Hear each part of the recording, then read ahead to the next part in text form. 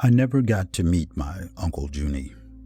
He was killed in the Port Chicago explosion, and like many of the seamen who met their untimely death during that disaster, his remains were never found.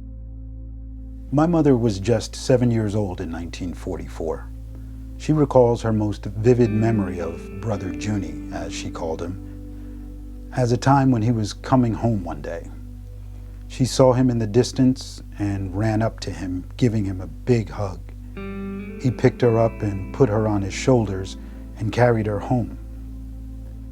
I was in the military for over 20 years before my mother told me about this memory of Uncle Junie. She told me how he had served in the Navy during World War II, loading ships in Port Chicago, and gave me a copy of Dr. Robert Allen's book, The Port Chicago Mutiny. She recalled that Uncle Junie was supposed to be on leave that day, but swapped duty with a shipmate. That would be his last kind act of service.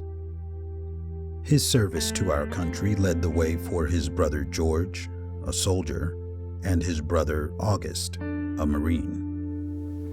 Felisbret family members continued to serve our country during peace and wartime. My sister Allison retired from the Army National Guard.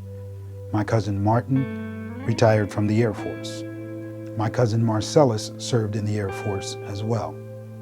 My cousin Jay served in the Army. My cousin Tony served in the Army. And I retired from the Air Force Reserve after 30 years of service. We all stand on the shoulders of Uncle Junie and thank him for his ultimate sacrifice for our nation and paving the way for desegregation in the military.